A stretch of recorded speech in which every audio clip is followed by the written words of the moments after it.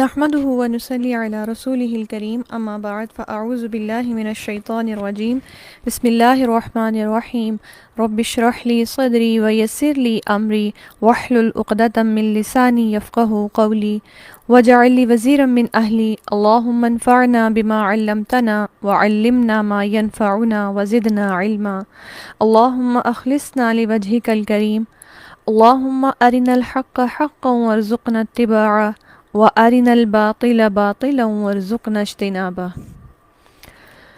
اللهم لك الحمد حمدا دائما مع دوامك ولك الحمد حمدا خالدا مع خلودك ولك الحمد حمدا لا منتهى له دون مشيتك ولك الحمد حمدا لا يريد قائله إلا رضاك ولك الحمد حمدا عند طرفة كل عين وتنفس كل نفس آمین ثم آمین۔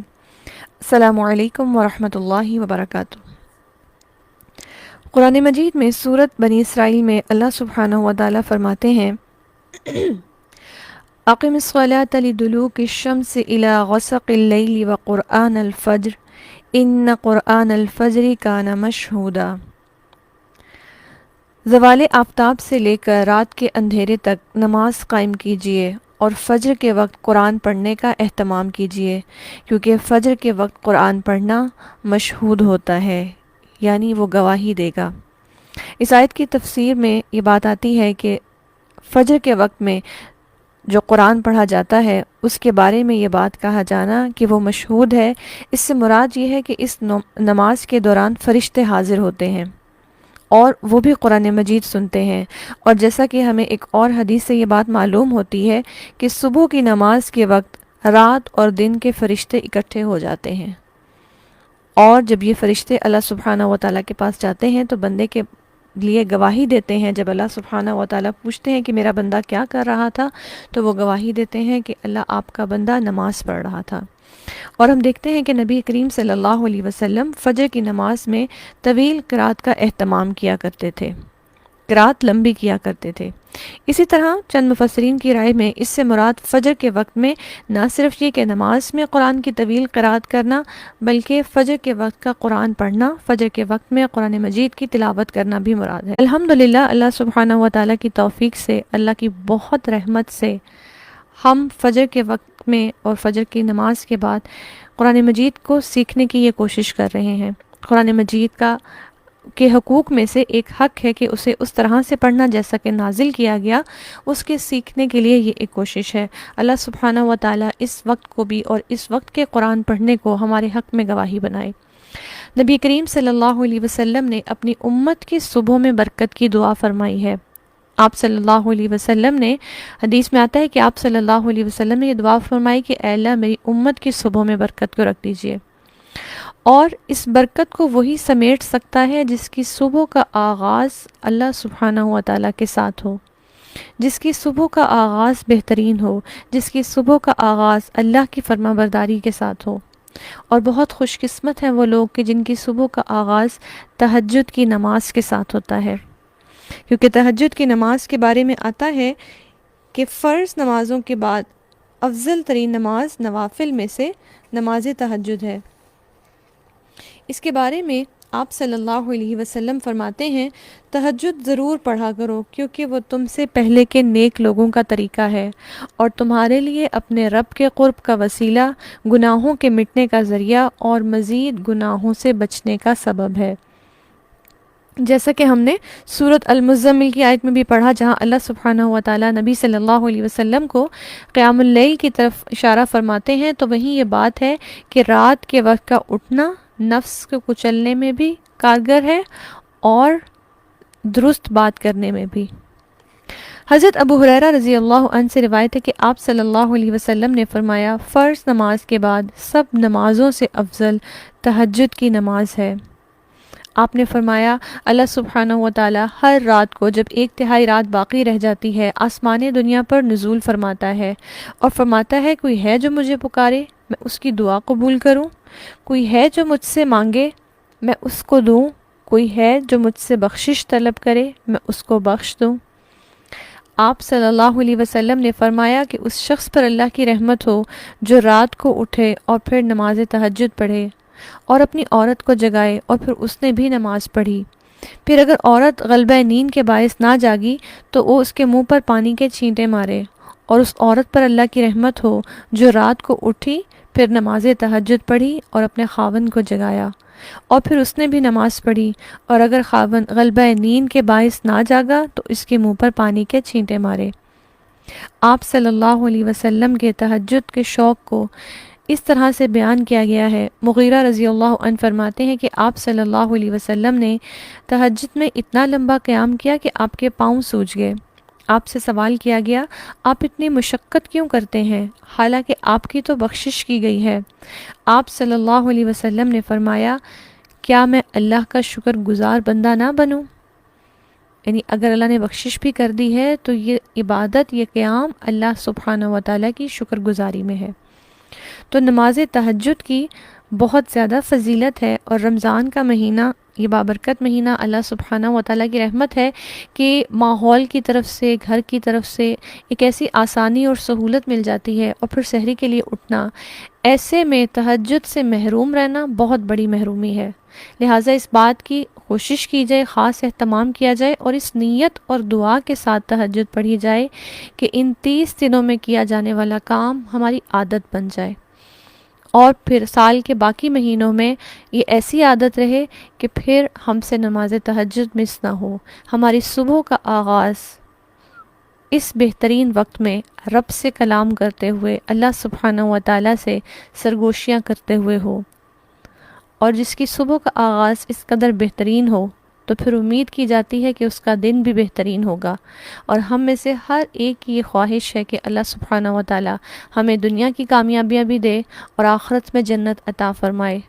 تو اس کے لیے ضروری ہے کہ ہم اپنی زندگی کے ہر دن کی ابتدا بہترین کریں تاکہ پورے دن کے معاملات بہترین ہوں۔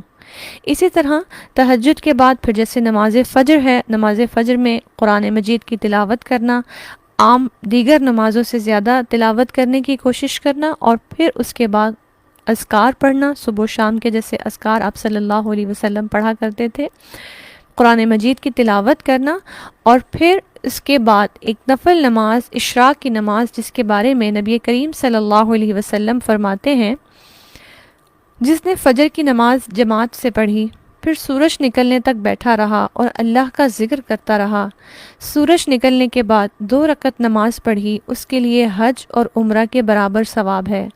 آپ صلی اللہ علیہ وسلم نے فرمایا، پورے حج اور عمرہ کا، پورے حج اور عمرہ کا، پورے حج اور عمرہ کا، 3 دفعہ یہ بات فرمائی۔ جابر بن سمرہ رضی اللہ عنہ سے روایت ہے کہ آپ صلی اللہ علیہ وسلم جب فجر کی نماز ادا کرتے تو سورج کے طلوع ہونے تک مسجد میں بیٹھتے، جب سورج طلوع ہوتا تو آپ جانے کے لیے کھڑے ہوتے۔ تو اشراق کی نماز 2 نفل ہیں اس کے، اور سورج طلوع ہونے کے تقریباً 10 سے 15 منٹ بعد پڑھے جاتے ہیں، یہ اس کا وقت ہے۔ الحمدللہ جو ہم قرآن مجید ابھی سیکھتے ہیں، جو ہم کلاس لیتے ہیں، اس کے اختتام تک تقریباً نزدیک ہی ہوتا ہے، آلموسٹ ٹائم ہو چکا ہوا ہوتا ہے، لہٰذا باوضو بیٹھے ہیں، قرآن مجید ہی پڑھ رہے ہیں، اللہ سبحانہ و تعالیٰ ہی کی عبادت میں ہیں، اس لیے پوری کوشش کیجئے کہ ان 2 نوافل کو مس نہ کیجئے، اور رمضان میں پڑھنے سے انشاءاللہ یہ نیکسٹ بھی امید کی جاتی ہے کہ یہ ہماری روٹین میں رہے گا۔ اور پھر وہی بات کہ اگر ہم چاہتے ہیں کہ دن کے آخر میں ہم مطمئن ہوں کہ ہمارا دن اچھا پروڈکٹیو رہا اور ہماری زندگی ایک پروڈکٹیو وے میں جا رہی ہے، اور ہم آخرت کے اچھے انجام کی امید رکھتے ہیں، تو سب سے پہلا سٹیپ کیا ہے کہ ہم اپنے دن کا آغاز اللہ کی اطاعت سے کریں اور اچھے کاموں سے کریں۔ اللہ سبحانہ و تعالی ہمیں اپنے دن کا بہترین آغاز کرنے کی اور تہجد کے ساتھ آغاز کرنے کی توفیق عطا فرمائے۔ ہم قرآن مجید کو نہ صرف دن میں پڑھنے والے ہوں بلکہ اپنی رات کی تنہائیوں میں بھی قرآن مجید کی تلاوت کرنے والے ہوں، آمین۔ جی، آج ہم جو ٹاپک پڑھیں گے، ہم نے مد کا ٹاپک سٹارٹ کیا ہوا تھا، اور مد کے ٹاپک میں ہم نے اس کی بنیادی ٹائپس پڑھ لی تھیں۔ اس میں ہم نے دیکھا تھا کہ مد بیسیکلی کیا ہے۔ سب سے پہلے تو یہ ہم نے جانا کہ حروف مدہ اور حروف لین پر آواز کو دراز کرنا۔ مد کا مطلب تھا دراز کرنا آواز کو، لیکن ہر حرف پہ یا ہر لفظ پہ آواز لمبی نہیں کی جائے گی. کب کریں گے؟ حروف مدہ یا حروف لین پر آواز کو لمبا کرنا، دراز کرنا. پھر ہم نے دیکھا مد کے اجزائے ترکیبی کہ مد کے لیے کیا چیز ضروری ہے، کیونکہ وہ ہر لفظ پر نہیں ہوگی تو جن پر ہوگی وہاں کون سی شرط ہوگی. تو مد کے لیے ہمیں بیسیکلی دو چیزیں چاہیے ہوتی ہیں، محل مد اور سبب مد. کون سی دو چیزیں ہیں؟ محل مد اور سبب مد. محل مد کیا ہے؟ وہ پوائنٹ، وہ جگہ، محل کہتے ہیں جگہ کو، وہ جگہ جہاں پر مد ہوتی ہے.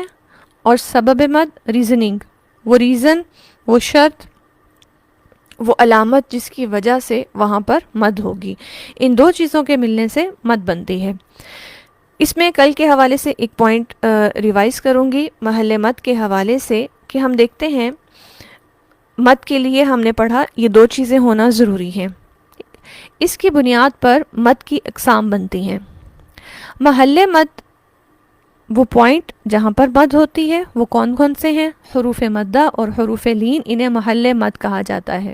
ٹھیک ہے، حروف مدہ 3 ہیں اور حروف لین 2 ہیں، تو یہ 5 ٹوٹل کیا ہیں؟ محل مد.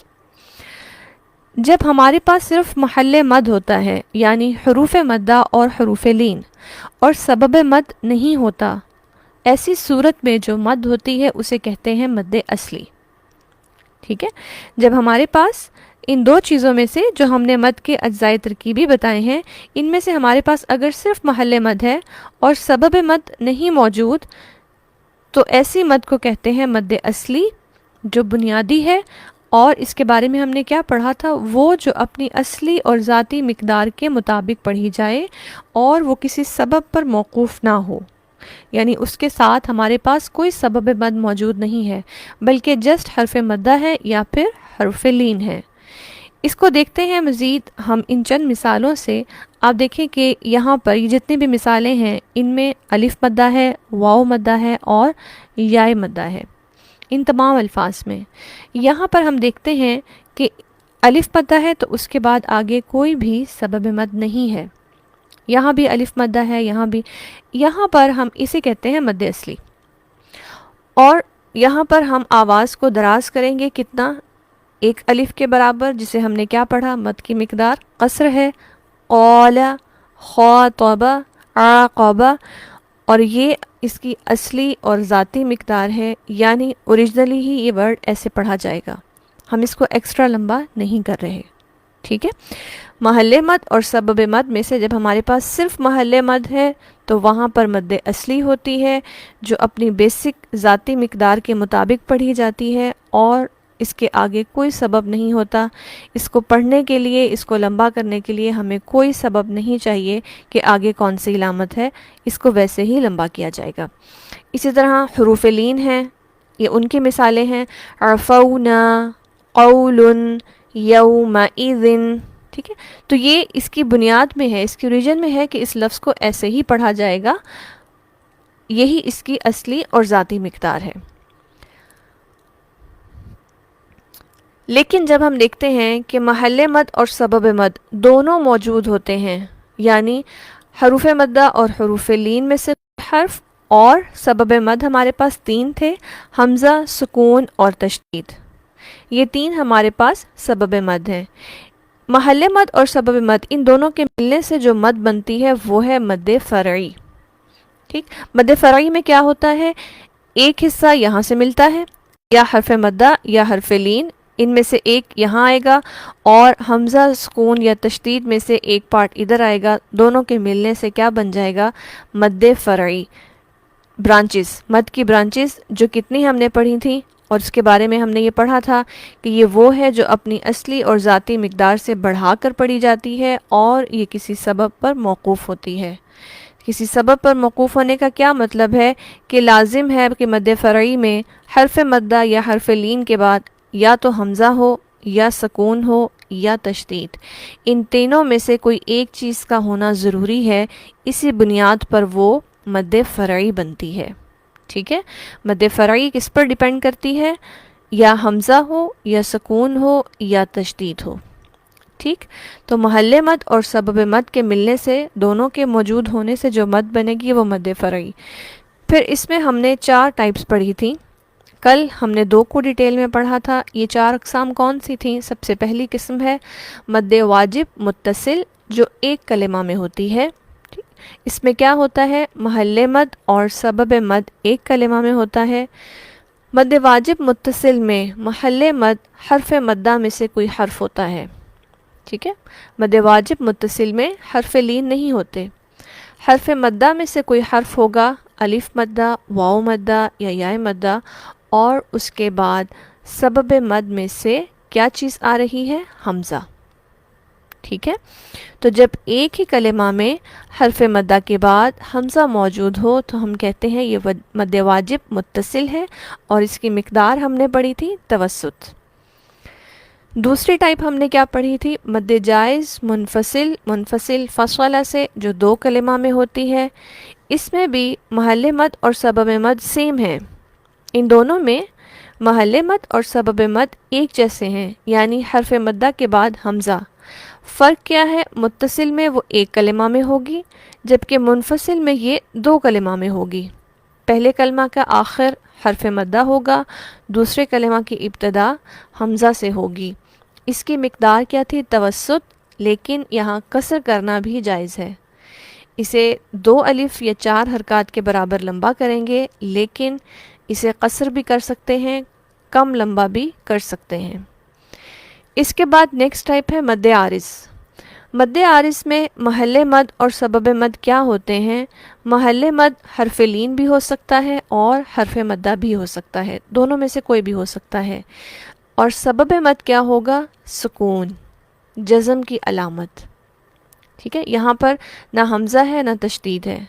جب حرف لین یا حرف مدہ کے بعد سبب مد سکون ہو تو وہاں کون سی مد ہوگی؟ مد عارض. اور 4تھ ٹائپ کیا تھی؟ مد لازم. یہ مد لازم ہے، یہاں عارض غلطی سے لکھا گیا ہے. مد لازم ہے جب محل مد اور سبب مد کیا ہوں گے کہ حروف لین یا حروف مدہ کے بعد سبب مد تشدید ہو. ٹھیک ہے، تو یہ ایک شارٹ ریویو ہے ان 4 ٹائپس کا. یہ 4 ٹائپ مد فرعی کب بنتی ہے؟ جب محل مد کے بعد سبب مد موجود ہو. ان دونوں کے ملنے سے مد فرعی بنے گی. ٹھیک ہے، ان دونوں کے ملنے میں ہم دیکھتے ہیں ہمارے پاس 4 طرح کی مد آتی ہیں. مد واجب متصل جس میں محل مد حرف مدہ ہے اور سبب مد حمزہ ہے. مد جائز منفصل میں بھی سیم ہے جو ریپیٹ ہو رہا ہے. مد عارض میں کیا ہے؟ حرف لین یا حرف مدہ کے بعد سبب مد میں سے سکون ہو، نہ حمزہ ہے نہ تشدید. اور مد لازم میں کیا ہے کہ حروف لین یا حروف مدہ کے بعد سبب مد میں سے تشدید موجود ہو.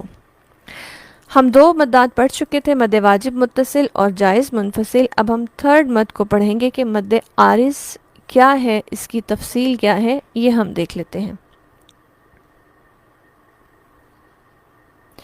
مد عارض کی 2 اقسام ہیں، مد عارض وقفی اور مد عارض لین. ٹھیک ہے، مد عارض وقفی اور مد عارض لین. مد عارض وقفی کیا ہے؟ اس میں ہم دیکھتے ہیں کلمہ قرآنی میں حرف مدہ کے بعد سکون عارضی ہو. ٹھیک ہے، کلمہ قرآنی میں حرف مدہ کے بعد سکون عارضی ہو. اس کا کیا مطلب ہے کہ سکون عارضی ہو؟ مثلا یہ لفظ ہے الرحیم. ہم دیکھتے ہیں کہ قرآن مجید میں سورۃ الفاتحہ میں الحمد للہ رب العالمین الرحمن الرحیم، میم پہ زیر ہوتی ہے. ٹھیک ہے، لفظ جو ہم پڑھتے ہیں وہ کیا ہے؟ الرحمن الرحیم. جب ہم وقف کرتے ہیں تو میم کو ساکن کر دیتے ہیں، اسے کہتے ہیں سکون عارضی. جو عارضی طور پر لگایا گیا یہ لفظ، یہ حرف اپنی بنیاد میں حالت سکون میں نہیں تھا، اس کے اوپر حرکت تھی. لیکن ہم نے جب وقف کرنا چاہا تو ہم نے اس پر جزم لگا دی، ہم نے اس پر سکون کی علامت لگا دی، تو یہ عارضی طور پر ساکن ہو گیا. تو اس سے ہمیں ایک اور بات بھی معلوم ہوتی ہے کہ مد عارض وقفی ہوتی ہی تب ہے جب ہم وقف کرتے ہیں، وصل کی صورت میں نہیں ہوگی. اگر میں آیت کو آگے ملا دوں گی تو الرحیم پہ مد نہیں ہوگی، بلکہ میں کیسے پڑھوں گی؟ الرحمن الرحیم مالکی. الرحیم مالکی، میں میم کی زیر کو بھی پڑھ رہی ہوں اور میں آیت کو ساتھ بھی ملا رہی ہوں۔ مد عارض وقفی کب ہوگی؟ کہ جب ہم وقف کریں گے کسی لفظ پر اور وہ لفظ کیسا ہوگا کہ اس میں حرف مدہ کے بعد سکون یا جزم کی علامت ہوگی۔ اب جب ہم وقف کرتے ہیں تو ہم پڑھتے ہیں الرحمن الرحیم، ایسے ہی پڑھ رہے ہوتے ہیں نا۔ تو یہ جو رکنا ہے، یہ جو وقف کرنا ہے جس میں حرف مدہ کے بعد سکون عارضی ہو، اسے کہتے ہیں مد عارض وقفی۔ ہم کیا کہیں گے کہ یہاں پہ کون سی مد ہو رہی ہے؟ وہ مد جو عارضی ہے اور وقف کے لیے ہو رہی ہے، ٹھیک ہے۔ عارض سے آپ دیکھیں نا، عارض عارضی طور پر ہے، مستقل نہیں ہے۔ اگر میں اس کو ملا کے پڑھ دوں گی تو یہ مد ہوگی نہیں، ٹھیک ہے۔ چلے ایک اس کی مثال یہ ہے الرحیم۔ نیکسٹ ہم دیکھتے ہیں رب العالمین، ہم اس طرح پڑھتے ہیں اس کو وقف کی صورت میں۔ نیکسٹ کیا ہے؟ مالک یوم الدین، دین، یہاں ہم نون کو ساکن کر دیا عارضی طور پر، اور اس سے پیچھے کیا ہے؟ حرف مدہ میں سے یا مدہ۔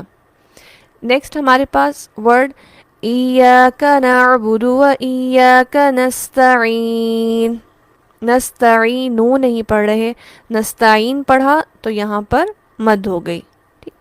اور اسی طرح یعلمون، آیت کے اختتام پر نون پر حرکت موجود ہوتی ہے، لیکن جب ہم وقف کر لیتے ہیں تو وقف کی صورت میں یہ ساکن ہو گیا، تو ہماری شرط پوری ہو گئی، حرف مدہ کے بعد سکون عارضی ہو، اور یہ وقف کی صورت میں مد ہوتی ہے۔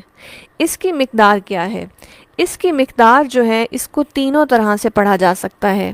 یہاں طول بھی کی جا سکتی ہے، توسط کے طور پر بھی پڑھا جا سکتا ہے، اور قصر بھی کیا جا سکتا ہے۔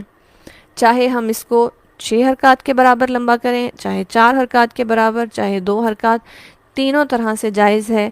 لیکن بیسٹ کیا ہے، پریفریبل کیا ہے؟ طول اولا ہے، ٹھیک ہے۔ طول اولا ہے، یعنی جس کو ترجیح دی جائے، اولا سے مراد جس کو ترجیح دی جائے، جو پسندیدہ ہے، جو اپلائی کیا جاتا ہے، کہ عموماً مد عارض وقفی کو کھینچا جاتا ہے۔ اور آپ کوئی بھی تلاوت سنیں، آپ نوٹ کیجئے گا کہ جب آیت پر اختتام ہوتا ہے آیت کا، تو آخری لفظ کو اچھے سے کھینچا جاتا ہے، عموماً یہاں پر طول مد کی جاتی ہے۔ الحمد للہ رب العالمین الرحمن الرحیم، یہ ایسے کھینچا جاتا ہے، یہ تقریباً طول کی مقدار کی جاتی ہے، ٹھیک ہے۔ جائز تینوں صورتیں ہیں، لیکن بہتر کیا ہے، افضل کیا ہے کہ طول کیا جائے یہاں پر۔ یہ ہے مد عارض وقفی۔ سیکنڈ ٹائپ جو ہمارے پاس ہے وہ ہے مد عارض لین، ٹھیک ہے۔ اور لین کا ہونا ہمیں بتا رہا ہے کہ یہاں حرف مدہ نہیں ہوگا بلکہ حرف لین ہوگا، ٹھیک ہے۔ تو یہ مد بھی عارضی طور پر وقف کی صورت میں ہی کی جاتی ہے۔ کب کی جاتی ہے؟ جب کلمہ قرآنی میں حرف لین کے بعد سکون عارضی ہو، ٹھیک ہے۔ بالکل ویسے ہی جیسے پچھلی مد تھی، وہاں حرف مدہ کا ہونا ضروری تھا، اور یہاں پر حرف لین کے بعد سکون عارضی ہو۔ مثلاً قرآن مجید میں ہمیں اس کی بھی مثالیں ملتی ہیں۔ سورۃ قریش اگر ہم دیکھیں، لِإِيلَافِ قریش، قریش، را زبر یا روئی، حرف لین اور آگے شین عارضی طور پر، قریشین ہے یہ لفظ جس کو ہم نے عارضی طور پر حالت سکون میں کر دیا۔ پھر نیکسٹ ورڈ والصیف، یا لین کے ساتھ۔ اس سے اگلا ورڈ البیت، فَلْيَعْبُدُوا رَبَّ هَذَا الْبَيْتِ، ٹھیک ہے۔ تو یہاں پر بھی مد عارض لین ہو رہی ہے۔ اسی طرح خوف، ٹھیک، ہم قرآن مجید میں اکثر جگہ پر یہ آیت آتی ہے وَلَا خَوْفٌ عَلَيْهِمْ وَلَا هُمْ يَحْزَنُونَ، تو اگر خوف پہ کوئی وقف کرے تو کس طرح سے ہوگا؟ خوف۔ اور اسی طرح عینین، الم نجعل لہ عینین، تو یا لین کے بعد نون، اس کو ہم نے عارضی طور پر ساکن کیا، اور یہاں پر کون سی مد ہوئی؟ مد عارض لین۔ مد عارض لین کے بارے میں بھی یہی ہے کہ اس کی مقدار قصر، توسط، طول ہے، تینوں طرح سے پڑھا جا سکتا ہے، لیکن اس میں قصر اولا ہے، ٹھیک ہے. مد عارض وقفی میں آپ نے دیکھا کہ یہ جو پیٹرن تھا یہ کیسے تھا؟ طول، توسط، قصر. طول سے سٹارٹ ہوا، یعنی سب سے بہتر یہ ہے کہ اس کو لمبا کیا جائے 6 حرکات کے برابر، نہیں تو پھر 4، نہیں تو پھر 2 حرکات کے برابر. جبکہ مد عارض لین میں کیا پریفریبل ہے کہ اسے قصر کیا جائے، زیادہ لمبا نہ کھینچا جائے، لیکن توسط بھی کر سکتے ہیں اور طول بھی کر سکتے ہیں. جائز تینوں ہیں، لیکن اولا کیا ہے؟ قصر اولا ہے. ٹھیک. تو یہ ہمارا آج کا ٹاپک ہے مد عارض، جو ہم نے تھرڈ اس کی ٹائپ پڑھی ہے مد کی. اور مد عارض میں ہم نے 2 ٹائپس پڑھ لی، مد عارض وقفی، مد عارض لین. مد عارض میں محل مد اور سبب مد دونوں موجود ہیں. محل مد میں حرف مدہ بھی ہو سکتا ہے اور حرف لین بھی. سبب مد میں کیا ہے؟ سکون. حمزہ، تشدید اور سکون میں سے کون سا سبب یہاں استعمال ہو رہا ہے؟ سکون. اور سکون بھی کون سا ہے؟ عارضی، جو ہم خود لگاتے ہیں وقف کی صورت میں. مد عارض وقفی کیا ہے کہ کلمہ قرآنی میں حرف مدہ کے بعد سکون عارضی ہو. اس کی مقدار طول، توسط، قصر. طول اولا ہے. مد عارض لین میں کیا ہے کہ کلمہ قرآنی میں حرف لین کے بعد سکون عارضی ہو. اس کی مقدار قصر، توسط، طول ہے اور قصر اولا ہے. ٹھیک ہے. تو یہ مد فرعی کی تھرڈ ٹائپ مد عارض ہم نے آج پڑھی. اب ہم دیکھ لیتے ہیں چند ایک مثالیں قرآن مجید کی آیات میں سے. اور ان میں ظاہر سی بات ہے، چونکہ ہم نے یہ دیکھا ہے کہ یہ وقف کی صورت میں ہے، تو ہم دیکھتے ہیں کہ اگر ہم کسی بھی پوائنٹ پر وقف کرتے ہیں تو ان میں سے ہماری کون سی شرط پوری ہوتی ہے. ٹھیک ہے جی. اب دیکھیں آیت کے ابتدا سیقول السفہاء من الناس، یہاں سے چلتے ہوئے جہاں پر یہ وقف کی علامت ہے. وقف سے مراد صرف آیت کے اینڈ والا وقف نہیں، آیت کے بیچ میں بھی ہم وقف کر رہے ہوتے ہیں. ٹھیک ہے. قبلتہم التی کانوا علیہا، علیہا میں ہم دیکھتے ہیں ہمارے پاس محل مد تو موجود ہے، الف مدہ، لیکن آگے کوئی بھی سبب مد نہیں ہے. نہ حمزہ ہے، نہ سکون ہے، نہ تشدید ہے، لہٰذا یہاں پر کوئی بھی مد نہیں ہوگی. اسے سمپل مد اصلی کی طرح قصر کے ساتھ پڑھا جائے گا، علیہا. ٹھیک ہے. اسی طرح قل للہ المشرق والمغرب، با ساکن ہے، یہاں ویسے بھی کوئی شرط نہیں آ رہی، نہ محل مد ہے نہ سبب مد ہے. یہدی من یشاء الی صراط مستقیم. جی یہ دیکھیے آیت کا اختتام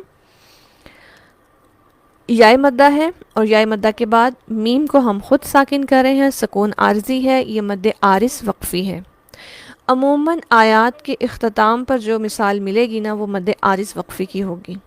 مد عارض لین کی مثالیں نسبتاً کم ہیں قرآن مجید میں، لیکن مد عارض وقفی کی بے شمار مثالیں ہیں، اور بہت ساری آیات کا اختتام ہی اسی کنڈیشن پہ ہوتا ہے. ٹھیک. اب ہم دیکھتے ہیں نیکسٹ آیت دیکھتے ہیں. وَكَذَلِكَ جَعَلْنَاكُمْ، یہاں سے سٹارٹ کرتے ہوئے پہلا اس کا وقف اگر یہاں آ رہا ہے، اگر ہم علامتوں کے ساتھ وقف کریں تو یہ شہیدن، یہاں جو وقف ہے وقف بالابدال ہو جائے گا، یہاں کوئی بھی مد نہیں ہوگی. ٹھیک. اس کے بعد دیکھتے ہیں نیکسٹ ہمارا وقف ہے عقیبیہ. اگر میں ہا کو ساکن کر دوں تو یہاں ورڈ کیا بنے گا؟ عقیبیہ. بازبر یا بئی، حرف لین، حرف لین کے بعد سکون عارضی. یہ کون سی مد ہو جائے گی؟ مد عارض لین، جس میں قصر اولا ہے. ٹھیک ہے. اولا کیا ہے کہ ہم اس کو قصر کریں، ہم اس کو طول یا توسط کے جتنا لمبا نہیں کریں. پھر ہم دیکھتے ہیں نیکسٹ آیت کا وقف جو آتا ہے حد اللہ پہ آتا ہے. یہاں ویسے ہی ساکن ہے، نہ محل مد ہے نہ سبب مد. وما کان اللہ لیضیع ایمانکم ان اللہ بالناس لرؤوف رحیم.